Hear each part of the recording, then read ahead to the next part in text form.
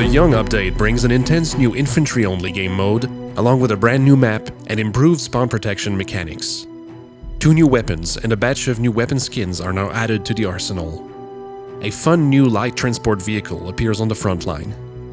Camouflage skins are introduced for a selection of vehicles. The first-person experience now becomes even more immersive. An XP bonus is given for joining the Underdog faction. More battlefields are added to the war map, and grounded paratroopers behind enemy lines can now become airborne again. The new Encounter game mode offers fast-paced infantry-only battles. The goal is to capture and hold a single objective, and this game mode arrives with a brand new map to play on. The Depot Encounter map is a bloody struggle through trenches to take and hold a fortified train depot in the woods. The inside of the complex is characterized by intense close-quarters combat for control of the building. Due to the compact size of the depot map, a new type of protected spawn area has been introduced. This new system also works on existing skirmish maps, and assault maps will be getting a similar system in a coming update. A new folding stock version of the M1 carbine is now available for US paratroopers and tankers. It is a compact semi-automatic weapon which uses only 4 equipment points. The PPS 43 is a much requested submachine gun for the Soviet faction. It differs a bit from the PPD 40 and the PPSH 41 by having a smaller 35-round magazine. But with faster reload time and better damage over range, it is closer in handling to the Thompson or MP40.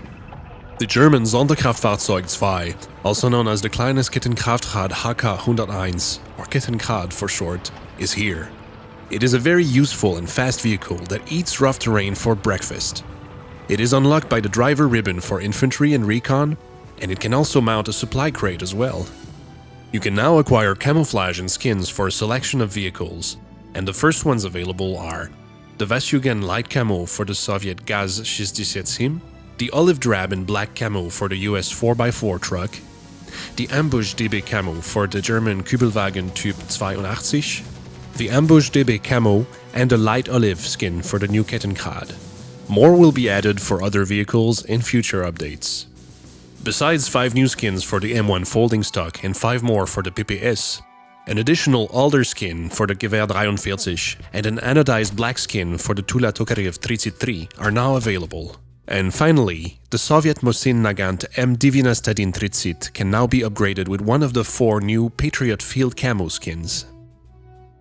In the Young update, we're bringing an even more immersive and responsive first-person experience to the action game. Camera shakes and new on-screen effects are now triggered when in proximity of explosions or impacts, and when you receive damage. The character movement and weapon handling system has been reworked, making the first-person experience more responsive and less interruptive.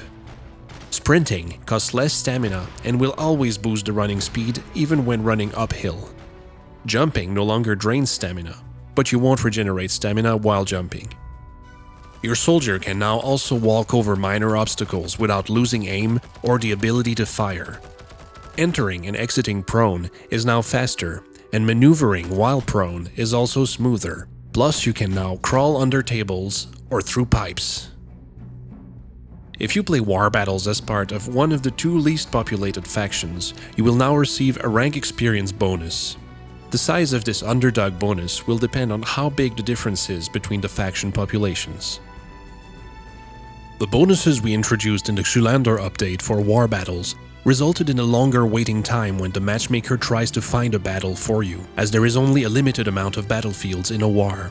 Therefore, we have expanded the campaign map with more battlefields, especially at choke points in and around the Alps, and other locations where the 3 factions often clash. Grounded paratroopers dropped behind enemy lines can now become airborne again, provided they are able to take control of an airfield and receive transport planes as reinforcements by air. This now allows generals to perform more efficient and authentic airborne operations. That's all for now. Play the game for free at heroesandgenerals.com or find it on Steam.